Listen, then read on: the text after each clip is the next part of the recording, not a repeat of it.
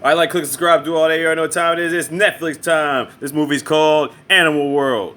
An unlucky debt-ridden teen resorts to his math skills when he is forced into a deadly tournament of rock, paper, scissors run by a diabolical host. So this Chinese action adventure film came out in 2018. It's 2 hours and 10 minutes long.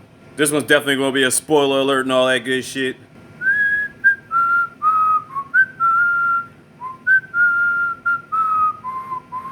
You understand why I'm whistling that tune later on. Anyway, let's get started. So that tune I was just whistling was in the background when this deranged clown comes up on TV, looking like a Batman and animated series villain. Then it just turns real all of a sudden. Fucking Ronald McDonald with a Tory Hanzo swords. Here we have my man Kaichi, who actually works as a clown at the arcades. He's not a very happy clown because he doesn't make that much money there anyway. Before I forget to mention, he sees certain people like monsters, so you get all this animated effect, but it's really just going on in his head. Yeah, throughout the film, he thinks he's this real life version of this cartoon he saw when he was a kid, fighting off monsters and shit. But again, this is all in his head. Anyway, his supposed best friend comes to him about a business opportunity. He's in a business of mortgaging off homes, and he tells Kaichi his mom's house is worth like $6 million. The fucked up thing is Kaishi's mom is in a coma because she was in an accident. They never really expounded on how she got there. Like, damn, he just gonna mortgage off his mom's house? The fuck, yo? But the reason behind this is he's got to pay off a debt to some angry mob niggas, or so we assume anyway. So after he's done with work, he goes back to the hospital to meet up with his mom, and his best friend's actually a nurse. You know, she's taking care of his mom and stuff like that. You can tell they got some type of history, but they don't really expound on it just yet. They're both working, but half of their salaries go towards their mom's medical bills, and she's willing to do anything for him because unbeknownst to him, she really loves him.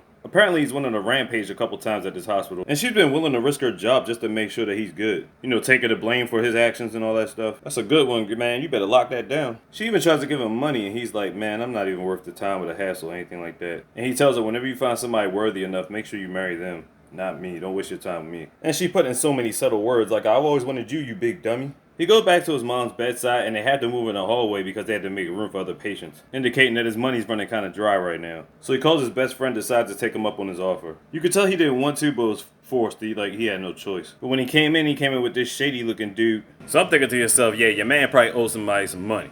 So he goes to the store, gets some cigarettes, and he notices that same dude was looking after him, following him and shit. Rolling past his motorcycle and shit. Why the fuck is he following me? So he gets to the hospital and realizes he's been tricked by his best friend. It's like, what the fuck? He goes to the real estate office and finds out that this motherfucker hasn't been working there for about a couple of weeks. Yeah, your best friend just shafted you. But then he gets a phone call while he's in the office. Who's calling him? That crazy looking motherfucker from earlier. They put a bag on his head, they take him to a secret location, and the mastermind behind all this mayhem and ruckus is a legend in the game, Michael Douglas. I did not expect to see him in this movie. So Mr. Anderson tells Kaichi his best friend owes money, and by signing over the house, you just took on his debt. But he says you can clear this debt if you participate in a game on a boat on an island or something like that. It's like a rock, paper, scissors death tournament or something. So after weighing out the alternatives, he decides to do it. He gets back to the hospital, he starts packing up, and his girl sees a passport. She's like, yo, where the fuck is you going? He tells her he's going on a business trip, but he can't really explain where. He tells her, look, just give me a week. If I don't come back in a week, just assume I'm dead. She like, fuck that shit. I'm not letting you go nowhere. You staying here with me. But as she's going to tend to other patients, he sneaks out as soon as that crazy man comes in. There's a bunch of other people lined up for this game too. And they basically want to tranquilize everybody so they can sleep before getting there. But my man Kaichi says, fuck all that shit. Runs off, gets in a whip, has a high-speed chase as bikers are getting at him. They made it out to the streets. Bikers getting blown the fuck up, running through the markets. Nah, all that shit was in his head. What really happened though was, he tried to run off, but got hit with the tranquilizer anyway, and got put in the cargo bay just like everybody else. Once far enough in that way, they let everybody out the cage, and now they're in this luxurious room with card tables and a tiger in a cage. And then Mr. Anderson standing at the top of the podium. Michael Douglas hosts this place Animal World, and he starts explaining the rules of the game. So you get a certain amount of cards. Each card has rock, paper, or scissors on it. Regardless of who wins, once you use the cards, they place them in a recycle box. Whoever wins collects a star, depending on how many stars you bet. And there's a 4-hour time limit. The object of the game is to have at least 3 stars with no cards in your hand after the time limit runs out. If you do lose, the consequences are severe. How severe? Well, one guy got eliminated. They took him into this golden room, and who knows what the heck is behind there. Kaichi talks to this one guy who he thinks is cool, but ends up swindling him later on. Oh yeah, and if you're playing and you lose all your stars early, that's an early elimination and consequences and severe stuff. So throughout all this, we keep seeing all these crazy-ass special effects, but once again, this is all stuff that's going through his mind. This is not what's really happening. Honestly, his crazy-ass imagination is what keeps you tuned into the movie. So at one point in time, he thinks he's tripping when he sees his best friend in there too. So at first he wants to pummel his face into the dirt, but then he realizes he might need him to get up out of here. They end up teaming up with this guy they call Fatty, but he's not sure if he could trust them and vice versa. And he was right not to trust him the first time, because he tried to make off with one of their trump cards. See, they also have a counter of how many rock, paper, scissors cards have been issued out too, and it shows up right next to the sign where the tiger's at. And there's also a spot like if you have like 1 star left, you can also get loans or something like that for cards.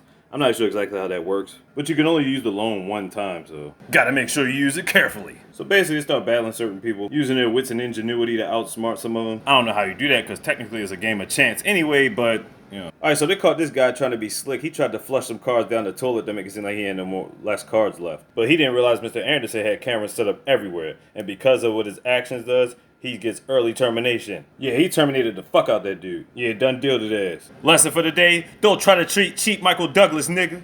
And now back to the game. Alright, let's get to some good shit. Kaichi has a flashback about what happened to him when he was 8.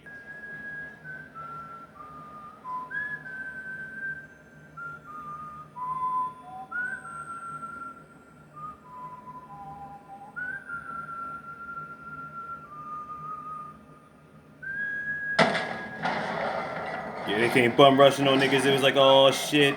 See, I told you it was a reason for the whistling. Well, anyway, these guys in suits did whatever to torture their parents, and they put a gag over his head. And while that was going on, this cartoon was in the background. So that's why he gets angry and thinks about clowns when he's ready to spaz out. So they play another group of 3 having ass niggas. They bet 3 stars and beat him at their own game, and get some extra money off him. Alright, Kaichi, I see you pimping. And here comes this guy, Mr. Swindler again. So he starts telling them what happens when you lose and you go back beyond those doors. He says they use you as a lab rat, start testing all types of experiments and whatnot. He says he's actually been there a couple times. He had to find a way to escape the last time. Now, is this story legit, or does he believe it's all bullshit? He says it doesn't really matter because he don't plan on losing. But he does plan on losing and hope that his friends will buy him out to get him out of there. And yep, he gets in the room. We're like, oh no, what's gonna happen? So now he's in this red room with a bunch of other people in there. There's one guy with a patch on his back is talking to him. This old man's in there and he's telling him he got tricked by this guy in a white suit. But he needs to get out because he got a daughter to go home to. Basically, he was helping him win but left him there to die. So everybody's trying to trade up money so they can get, buy their friend out and stuff like that. But right before he's about to do it, Fat Boy's like, no. He convinces him he could trade for more money or whatever like that, and if he's out there, he's just there. He's looking at this nigga like, you fucking traitor, but then on the other side, he's making some valid points. Kaishi's like, yo, that's some old bullshit.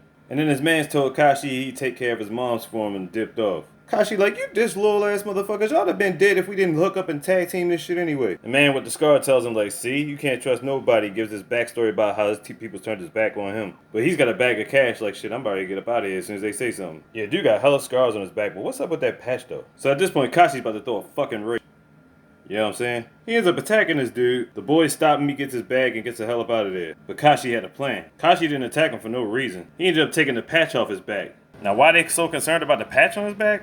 Because he saw right through it and saw there were diamonds on it. I was like, oh shit. So they paid their money to get him free too. So now he's back, tosses the diamonds everywhere, turns into his alter ego in his mind again, and beats a well-deserved shit out of Fat Boy. Silly motherfucker. Takes the money from his so-called best friend and pays to get the old man out so he could go see his daughter. Yeah, old man, you free, nigga. And then Michael Douglas says something that boy's interesting, just like his father. His father? What did he mean by that shit? So then they get off the boat, gets back to the hospital, hugs his boo, and goes back to running errands for his mom and his peoples. The end, right? Wrong. A week later, they show him back at the hospital, making sure his mom's good. But I think he saw somebody familiar walk past the door. He follows the person downstairs to investigate and finds out it's this crazy motherfucker again. What the hell is going on? But before he can make a phone call, he hears a familiar sound.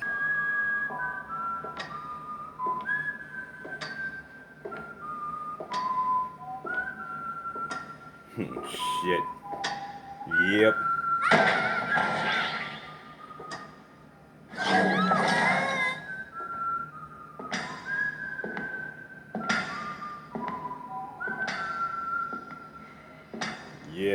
Yeah, it's Michael fucking Douglas. Yeah, he was there years ago, that fateful day on his 8th birthday party. And he tells him he's interesting. Just like his father. And then it pops up to be continued. Is there gonna be a part 2? Where's the origin story on his father? What the fuck? Scratch that. What in all of the fuck? We need an Animal World 2. But anyway, check out Animal World 1 on Netflix. Like, click, subscribe, do all that. You already know what time it is. Slick DZ out the Heezy, mister. Big, who got them slogan?